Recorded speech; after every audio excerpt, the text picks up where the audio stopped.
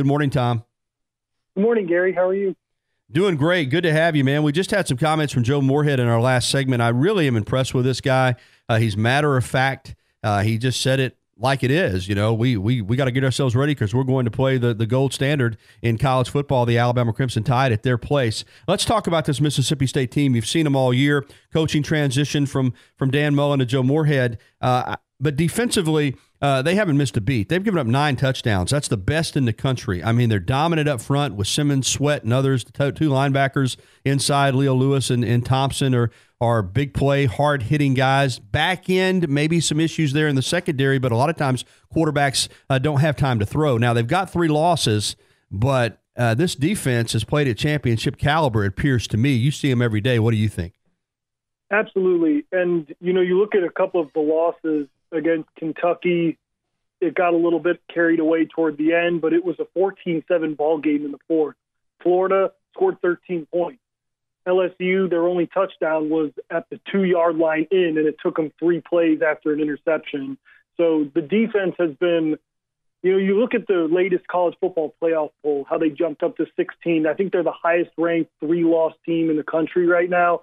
I think a lot of that is because of that defense. If the offense starts to click, as we've seen over the past couple of weeks, starting with the A&M game, you know, it's one of those, you look at what Mississippi State's going to do in the back half of the season and maybe look at those couple losses early on as, you know, they were trying to get through that coaching adjustment offensively. But defensively, I mean, going back to your point, they've given up 2 touchdowns in 51 possessions.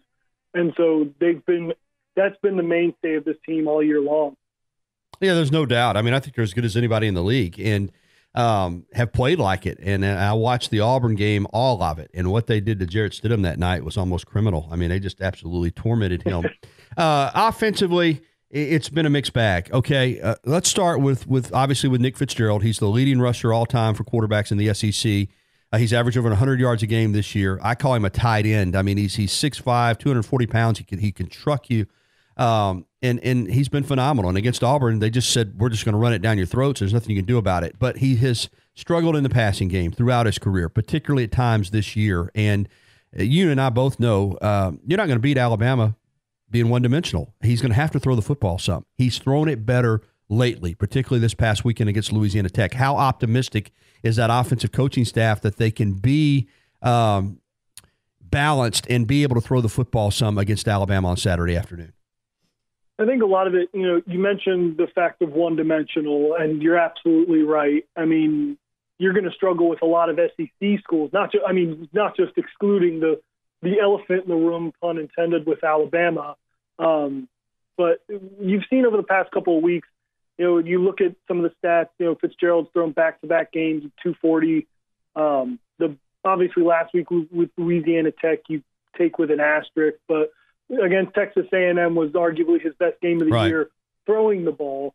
And so Joe Moorhead and the offensive staff have said the past couple of weeks, even after the A&M game, that they stopped trying to be so complicated with the passing game. Stop trying to call the perfect read, the perfect play, the perfect game plan week in, week out. And they almost just take the reins off of Nick. Just let him go. Let him try and make plays on his own. We saw a little bit earlier in the year, and then the stretch of the lost 3 out of 4, and you saw he really struggled in the pass game. But recently it's been, you know, taking deep shots, letting Stephen Guidry, a guy on the outside, using he had an absolutely gorgeous pass on the sideline to Kylan Hill against Louisiana Tech. That those are the kind of balls that he has to throw that might look like 50-50, but you got to let your guys go and do it. You got to let your guys go and make a play on the ball.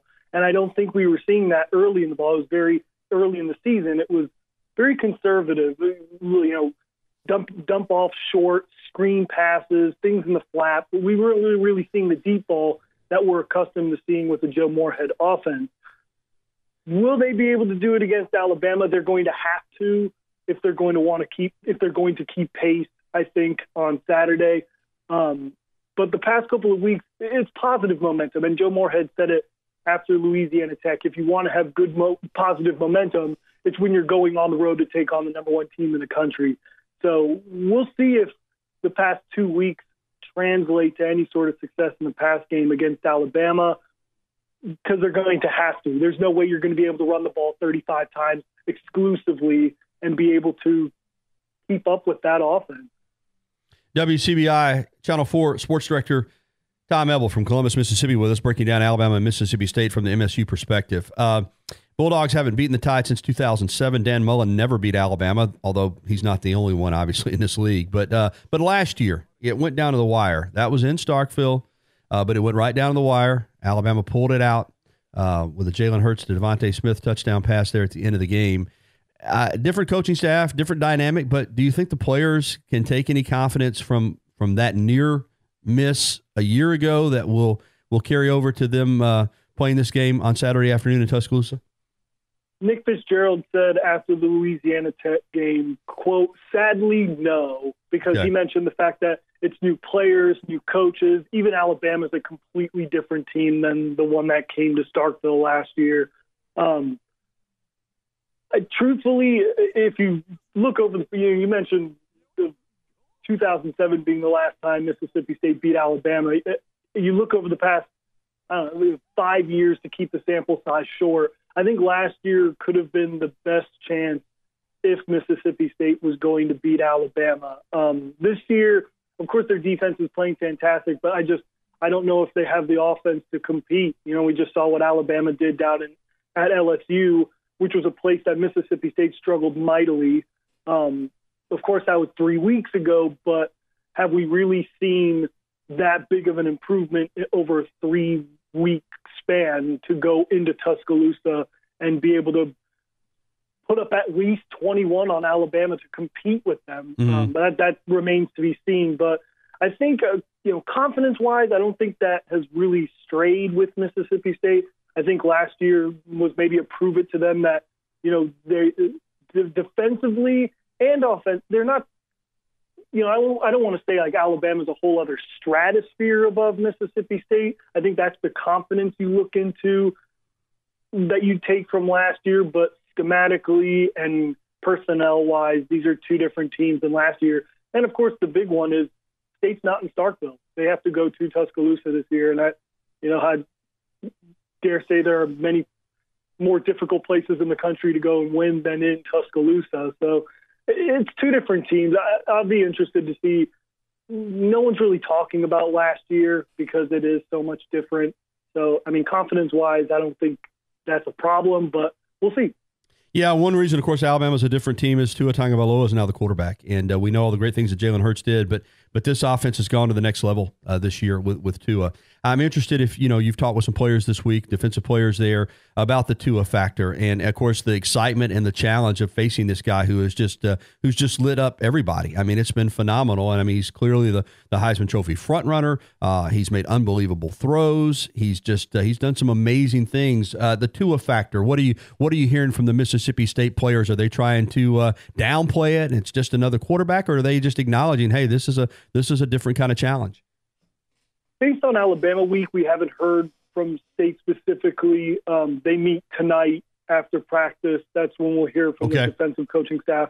But if we're going based off after Louisiana Tech, Errol Thompson, who's arguably been one of the best linebackers in the SEC no doubt on his play. We talked with him a little bit about after Louisiana Tech, and the first thing that Errol mentioned was airing it out. And I think that's the real difference between Alabama from last year to this year, if this is the sample size we're going to use, is Tua has totally stretched the field.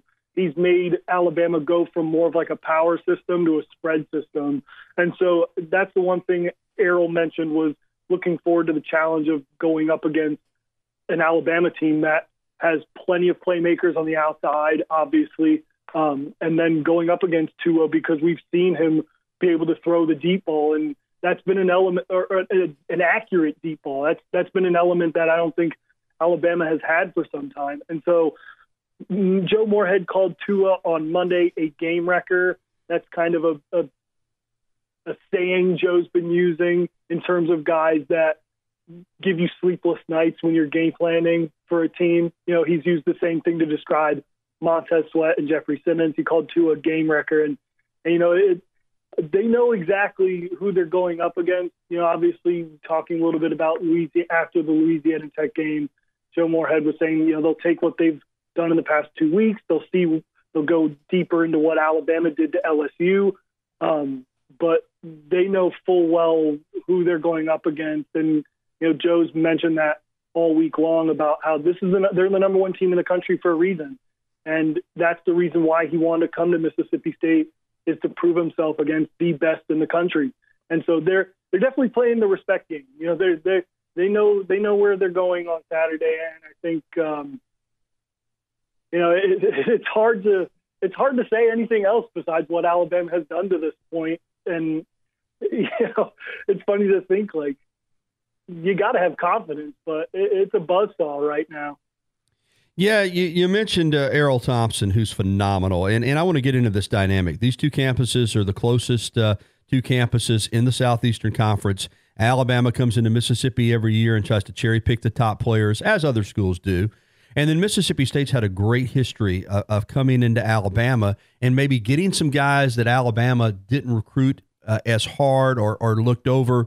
Errol Thompson came out of Florence High School. I liked him then. I think Alabama liked him. I don't think they pushed on him quite as hard as they could have, and he wound up at Mississippi State. So you've got that dynamic. You've got some guys probably that would have loved to have played at Alabama that felt like they were overlooked. You've got some other guys like Jeffrey Simmons, Leo Lewis, who chose Mississippi State over Alabama in big recruiting battles. How special is it? Is it personal a little bit for some of these guys? They want to win the game for Mississippi State, but also maybe just a little bit different because of that Alabama-Mississippi State dynamic. It's great you mentioned that, because Errol had actually mentioned it himself when we talked to him after Louisiana Tech, was, how much he was looking forward to this game because he is an Alabama kid and he grew up so close to Tuscaloosa.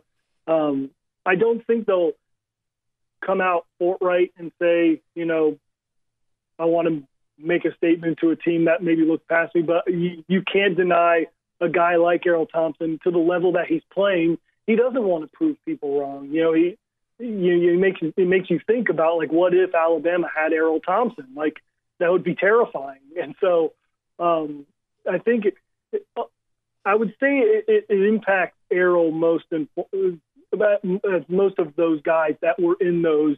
You can even talk about, like, Jeffrey Simmons. Like, it was between State and Alabama on his signing day as well. And Alabama went with Raekwon Davis, and Jeffrey went to State. And so there's interesting dynamics between the two. But I think the most fascinating one is the Errol Thompson, being that he grew up so close to Tuscaloosa. He mentioned in himself how big a game this was, being so close to home. And so you can't.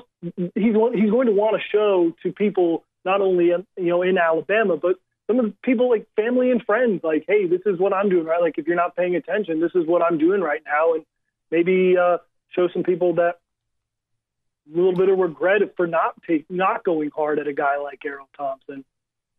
No doubt. All right, finally, Tom Eble with us from WCBI in Columbus, wrapping up. You mentioned, getting to 21 points or whatever it is. As a guy that covers that team for Mississippi State, clearly you could play great defense and still lose the game if your offense can't generate points. What do you see from Mississippi State? What has to happen to give them an opportunity to be in this game late, really like no one else has been able to do, to be in the game in the third or fourth quarter? What does Mississippi State have to do in addition to scoring points, but how do they have to play this game to give themselves a shot? I think it all, it's been the thing all year long, but you want to believe it's all on Nick Fitzgerald, because the defense is going to make plays. They're going to make stops, I think, because they've played that way all year long. They've got game wreckers up front. I think they're going to be able to get in the backfield a little bit, maybe get some hits on Tua. I mean, that's the key, is making Tua uncomfortable in the pocket, even though no one's done that to this point. Even, he took some shots at LSU, but, he shook them off and still put up 29 points on them. They can play fantastic defense, but I think it all depends on Fitzgerald. He's going to have to make throws, and the wide receiver is going to have to make plays on 50-50 balls, because, even thinking back to last year's game, I thought the play of the game was one of the first plays on the flea flicker, I think it was, or the play action pass, where Fitzgerald missed a tight end wide open down the field. And that's your game changer. If he hits that pass, the doors blow off the place and the momentum is all on your side, and he missed that throw. And so he's going to have to hit throws like that and take advantage, because if you find an opening against Alabama, you have to hit it, because not only just for the fact of momentum and, putting points on the board, but also keeping up with that offense. Again, as you mentioned, the defense can play as good as it has all year long. I still believe Alabama is good enough to put up at least 21-28 if State plays a perfect game defensively. I think, it all comes down to Fitzgerald being able to hit the throw when he needs to make it. It seems easy, but we've seen it happen in big games where they've had opportunities, but it's, one overthrow or one underthrow or one bad throw that ends up in an interception that changes the whole course of the game. And so I think, as probably cliche as it is, it all comes down to the quarterback. It all comes down to Nick. They're going to have to play perfect. And that's what Joe Moorhead said on Monday, is you have to play pretty darn close to perfect if you're going to beat Alabama, especially in Tuscaloosa. And so we'll see.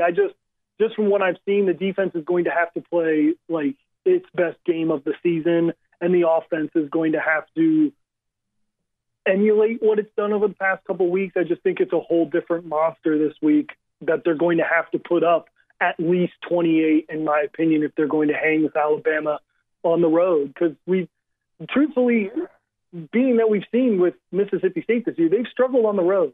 So it'll be interesting to see what happens going away from Starkville, going up against the number one team in the country. Great stuff, Tom. Appreciate it. Going to be a big game on Saturday, CBS, and I know that's good for you guys over there being a CBS affiliate. Absolutely. I'll see you on Saturday. Okay. You sure will. Thank you, Gary.